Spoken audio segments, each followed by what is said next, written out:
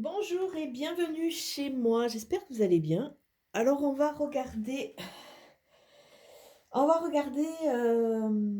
les enjeux, les influences de cette pleine lune qui arrive en Cancer là, qui va nous amener petit à petit à une libération.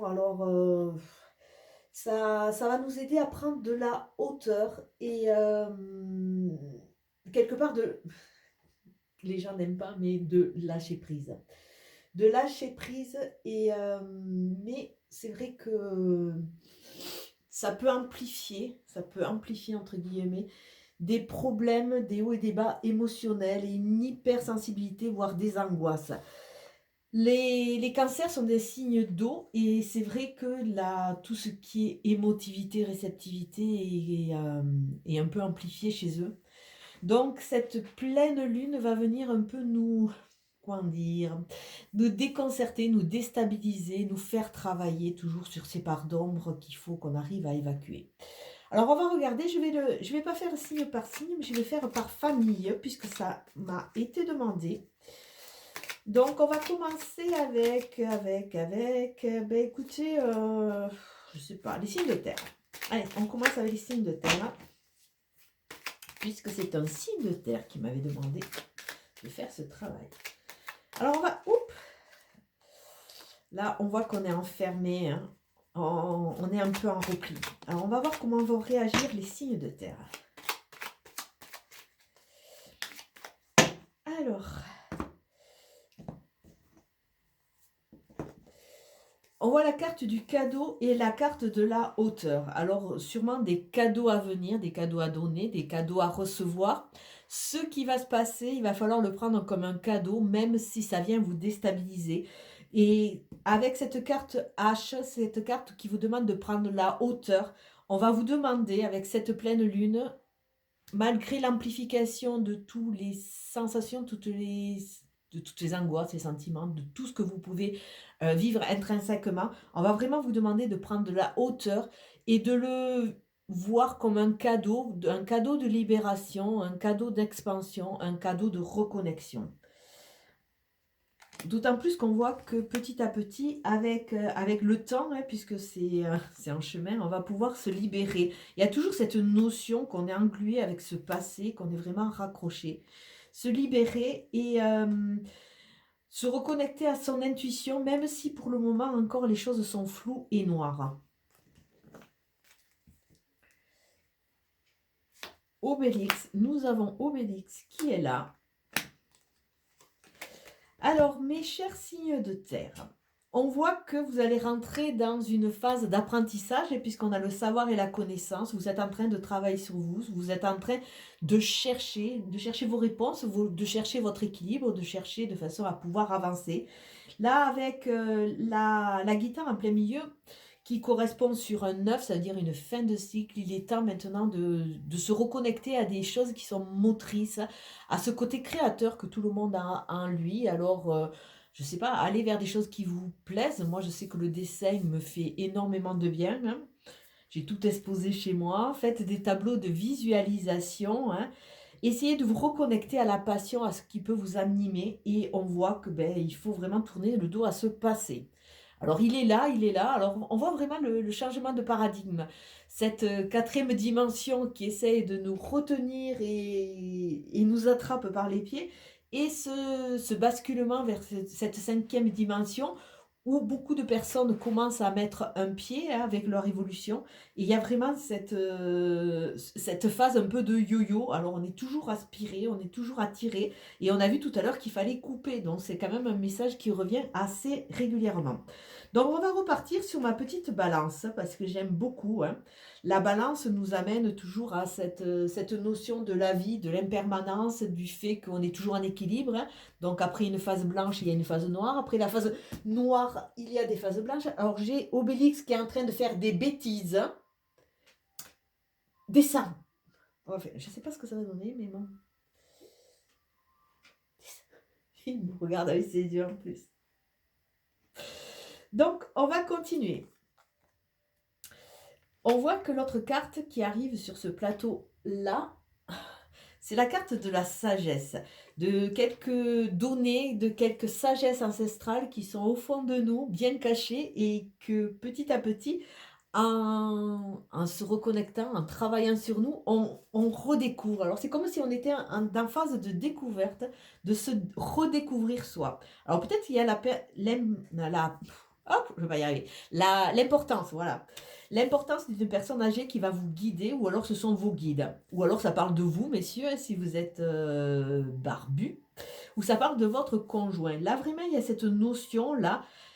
Il y a vraiment une notion d'enrichissement, une notion, entre guillemets, de plénitude aussi. Vous savez que quand on voit les personnes âgées là sur des bancs, au soleil, l'été, en train de papoter, on voit qu'elles ont quand même ce recul sur la vie. Elles ont, ouais, je sais pas comment dire. Elles ont passé tellement des hauts et des bas par rapport à leur vécu, hein, où c'est qu'elles avaient quand même beaucoup moins de facilité, qu'elles regardent toujours cette vie avec sagesse, avec du recul, en disant, mais n'aie crainte, tout passe, tout passe. Donc peut-être voir les choses un peu comme ça. Mon Dieu, mon Dieu, mon Dieu. J'ai Obélix, il va se faire gronder là. Je sais pas ce qu'il me fait.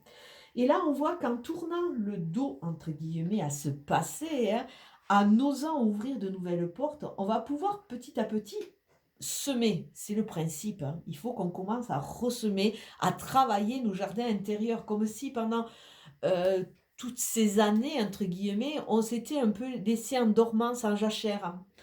Et la jachère permet au champ de se reposer de façon à pouvoir à un moment que quelque part tous les nutriments qu'il y a à l'intérieur de la terre ne soient pas épuisés, que ça se remette en place, que l'azote regagne un peu toutes les strates et les couches au niveau des sols, de façon à ce qu'ils soient réoxygénés, de façon à ce qu'ils soient de nouveau riches pour pouvoir semer. Donc peut-être que là, il est temps à nous il est temps pour nous de retravailler entre guillemets nos sols, hein, de façon à ce qu'ils deviennent fertiles.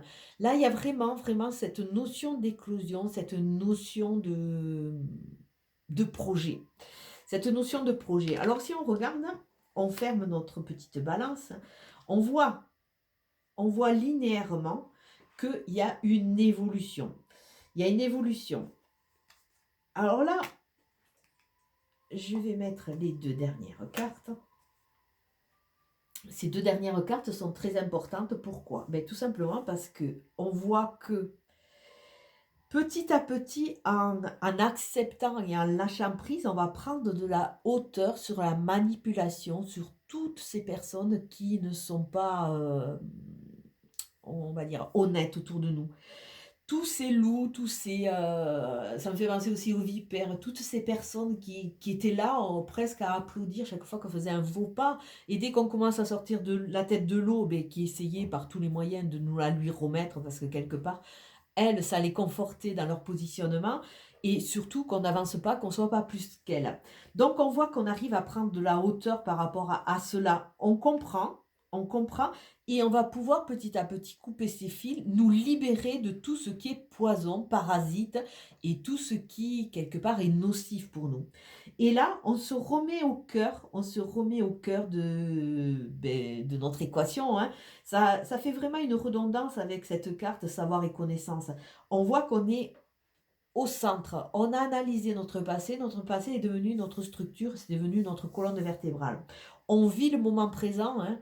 On vit parce que c'est vraiment le moment qu'on peut vraiment savourer, on ne sait pas de quoi demain sera fait, et on s'ouvre le champ des possibles sur demain, d'autant plus qu'on voit qu'on est là pour pouvoir semer, pour pouvoir mettre de nouvelles graines. Alors on voit qu'il y a des cadeaux à venir, ces cadeaux vont être quelque part des prises de conscience, des prises de hauteur et des libérations. Ça peut être par rapport à des personnes, ça peut être par rapport à des institutions, ça peut être par rapport à des positionnements personnels. Et on voit qu'on va redevenir créateur, on va aller vraiment vers des choses qui nous font de bien et on en a besoin à l'heure actuelle. Et on voit que en se priorisant, en prenant de la hauteur, on va quelque part enlever de plus en plus d'affect et on va être beaucoup plus dans une réalité, dans le réalisme de nos réactions. Alors on va regarder donc un très joli mois pour vous, enfin une très jolie pleine lune pour vous. Mais il y aura du travail, hein. Donc ça veut dire quand même que l'émotion va être quand même là. Et il y a de nouveau cette carte du plaisir, que je vais laisser là d'ailleurs. Cette carte du plaisir, se faire plaisir. Alors on va regarder. Hop, hop, hop, hop, hop. Alors je vais demander pour les taureaux.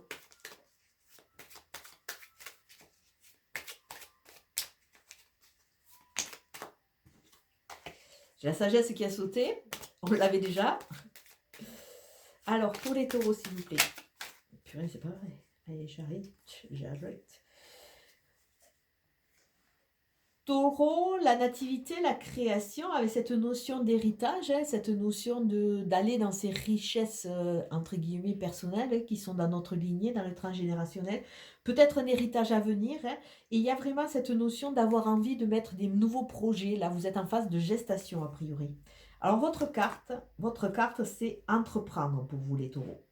Bon, il est temps peut-être que maintenant que vous avez commencé à conscientiser, que vous voyez exactement ce que vous voulez, il est temps peut-être de commencer à bâtir vos projets de façon à les faire avancer. On a vu qu'il y avait cette notion de nativité. Alors pour beaucoup d'entre vous, puisque c'est un tirage quand même général qui ne va pas parler à tout le monde, pour beaucoup d'entre vous, il va y avoir des projets qui vont commencer à se construire. Peut-être au-delà du projet, c'est peut-être des envies. Vous allez commencer à écrire vos envies, à voir le côté positif, le côté négatif, de façon à pouvoir avancer. Donc là, vous êtes en construction. Après le ménage, bien entendu. Alors, pour les Capricornes, on a la carte de l'accident qui a sauté, hein, d'effondrement, quelque chose qui va vous déstabiliser, qui va vous amener contraint forcé 2 fois, l'accident sort, à changer votre fusil d'épaule. Là, il faut, a priori, vous faites un peu de la rétention, hein, vous ne voulez pas, mais a priori, vous allez être amené à comprendre. Donc, ça serait plus axé là, vous ne voulez pas voir. Alors, il y a des changements à venir. Pour vous, les Capricornes, avec le feu, il y a la vie, il y a le passer à l'action. Il y a quelque chose qui va être très caliente, quelque chose. On voit qu'il va y avoir de l'agitation, de l'exacerbation, je cherchais les mots. Et c'est des changements. Alors, peut-être ces prises de conscience, ça va être un peu dur, mais il va falloir les faire. Et c'est en route. Vous allez arriver à équilibrer petit à petit et mettre en route tous ces process de façon à pouvoir avancer. Il y a ce rééquilibrage, ce yin et ce yang, et il y a vraiment accepter ces phases noires et se positionner. Et le dernier signe de terre, la Vierge. À la Vierge, la thématique, ça serait plus recul, campagne, se reposer.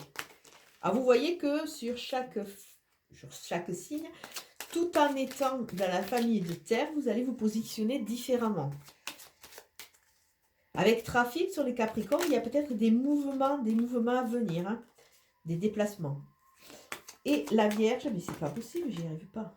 Il fait tellement froid.